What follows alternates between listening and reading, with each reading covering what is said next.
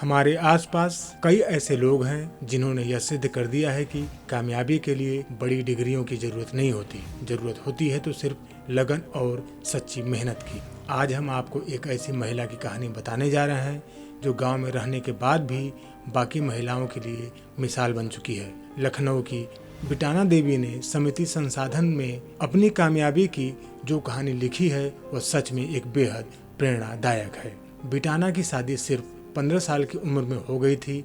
शिक्षा के नाम पर उनके पास सिर्फ पिता का आशीर्वाद था। शादी में पिता से भेंट स्वरूप मिले एक गाय और एक भैंस ही उनकी कमाई का एकमात्र जरिया था। अपनी गायों और बछड़ों को बच्चों जैसा प्यार देकर बिटाना आज एक सफल डेयरी फार्म की संचालिका है। गांव में रहने वाली औरतों को लोग अक्सर असहाय समझते हैं, परंतु 5वीं पास बिटाना देवी ने इस मिथ को गलत ठहरा दिया। उन्होंने महिला सशक्तिकरण की एक नई परिभाषा गढ़ते हुए दूसरे ग्रामीण महिलाओं को भी एक नई राह दिखाई है। निगोहा के मीरक नगर गांव से ताल्लुकात रखने वाली बिटाना ने अपने पिता से भेंट स्वरूप गाय और भैंस का दूध बेचना प्रारंभ किया। हमारी टीम से खास बातचीत में उन्होंने बताया कि वो शादी के दौरान अपने मायके से एक गाय और एक भैंस लेकर आई थी। यहीं से उन्हें एक नई दिशा मिली। गाय और भैंस का दूध बेचकर उसने एक गाय और खरीद ली। समिति संसाधनों के बीच दूध बेचकर अर्जित कमाई से वो निरंतर दुधारू मवेशियों की संख्या बढ़ाती चली गई। साल 2016 में उन्होंने दुग्ध उत्पादन का व्यवसाय शुरू किया।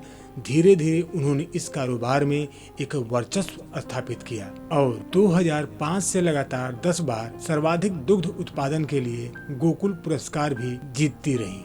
अपने घर का खर्च भी वो अपने कमाए हुए पैसे से ही चलाती हैं। उन्हें देखकर और भी महिलाएं प्रेरित हुई और दुग्ध उत्पादन का व्यवसाय शुरू किया। इस समय बिटाना के पास 40 दुधारू पशु हैं। बिटाना रोज सुबह 5 बजे उठकर उनका दूध निकालती हैं और डेयरी तक दूध पहुंचाने का काम वह स्वयं करती हैं। आपको यह जानकर हैरानी होगी कि इन्होंने साल 2014-2015 में कुल 56,569 लीटर दूध का उत्पादन किया। धीरे धीरे बिटाना ने इसे व्यापार बना लिया। बिटाना बताती हैं औपचारिक रूप से उन्होंने साल 1985 से इस काम की शुरुआत की थी।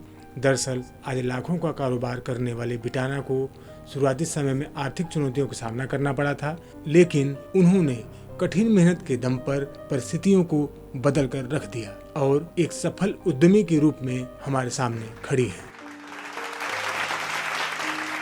अगर आप इस चैनल को सब्सक्राइब नहीं किए हैं तो सब्सक्राइब कर लें। हो सकता है कि एक स्टोरी आपकी जिंदगी बदल दे। और फेसबुक पेज को भी लाइक करें। धन्यवाद।